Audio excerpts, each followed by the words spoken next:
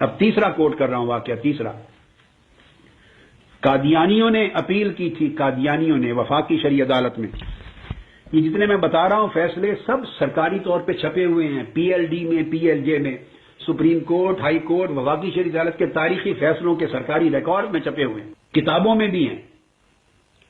1984 میں وفاقی شرعی عدالت میں قادیانیوں نے اپیل دائر کی کہ ہمیں ہماری عبادت گاہوں کا نام مسجد رکھنے سے روکا جا رہا ہے، ہمیں کلمہ پڑھنے سے روکا جا رہا ہے، اذان سے روکا جا رہا ہے، وغیرہ وغیرہ. جو شاعر اسلام تھے ان کے استعمال کی اجازت دی جائے. ہم غیر مسلم ہیں، ہمیں ڈکلیئر کر دیا مائنورٹی، ٹھیک ہے، درست ہے، لیکن بطور غیر مسلم اقلیت ہمیں مذہبی آزادی دی جائے. اس میں مداخلت کیوں کی جا رہی ہے؟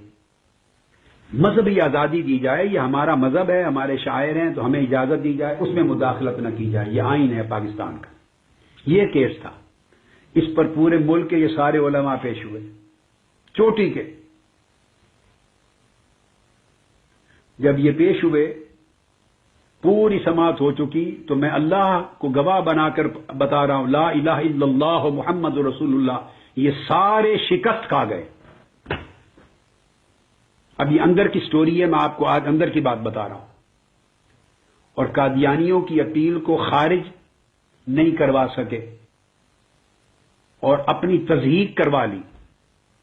اس میں وہ تحفظ ناموس رسالت والے بھی تھے، تحفظ ختم نبوت والے بھی تھے، علماء دیوبند بھی تھے، اہل حدیث بھی تھے، اہل سنت بھی، سارے تھے.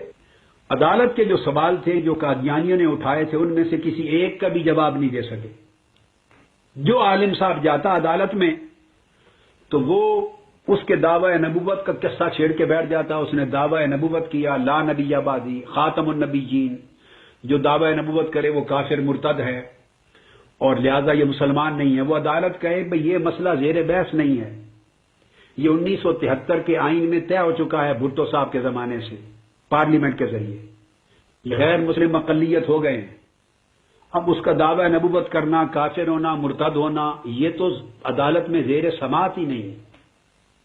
کوئی آئے تو کہے وہ کانا تھا، وہ دبواتا تھا عورتوں سے، وہ بے ایمان تھا، وہ کہتا تھا سیٹی مجھ پر یہ وہی آتی ہے، یہ حوالے سنا ہے مزہ کا خیر. یعنی یہ جو حرکت ہے ان لوگوں کی کہ تصدیق کروا دینا حرمت دین کی، اس طرح کی باتیں کر کے عدالت ہنستی تھی.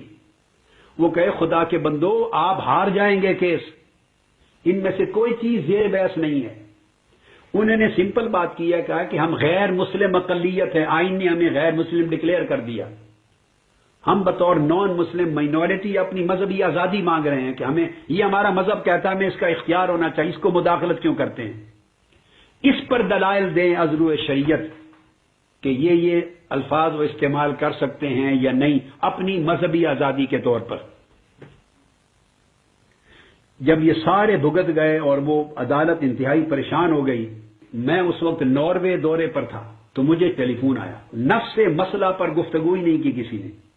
یہی پرابلم ان کا آج ہے کہ نفس مسئلہ کچھ اور ہوتا ہے اور یہ بنا کچھ اور، بحث میں کچھ اور لیتے ہیں، خلط مبحث کر دیتے. اصل بات یہ ہے، یہ اس کے مرتد ہونے کے دلائل دیتے ہیں اور وہ مسئلہ زیر بحث نہیں ہے. مسئلہ ان کے غیر مسلم اقلیت کے طور پہ مذہبی آزادیاں کیا ہیں کیا نہیں ہیں، مسئلہ یہ ہے. چنانچہ ڈیٹ فکس ہوئی ان کے ساتھ، میں نے اپنا دورہ منسوخ کیا، بقایا واپس آنے کا کہا. انہوں نے میری واپسی کے، میں نے کہا 3 دن دے دیں تاکہ میں اسٹڈی کر لوں. اب یہ سارا ملک گواہ ہے، کراچی سے پشاور تک اور لاہور کے سب علماء گواہ ہیں. ہائی کورٹ کی بلڈنگ تھی، 6 گھنٹے دلائل ہوئے میرے، 6 کے 7 گھنٹے اسپیکر لگا ہوا تھا. اس ایک دن کے 6 گھنٹے کے دلائل سے قادیانیوں کی اپیل خارج کر دی گئی. اتنا مواد دلائل کا دے دیا انہیں کہ شکست کھا گئے قادیانی. سارے جہان نے دلائل سنے اور نتیجہ کیا ہوا؟ اللہ گواہ ہے کہ سب سے پہلا میرا ہاتھ چومنے والے شخص مولانا عبد الرحمان اشرفی تھے اس وقت، جنہوں نے اپنے کل علماء دیوبند اور اہل حدیث کی آنکھوں کے سامنے کھڑے ہو کے ہاتھ چومے.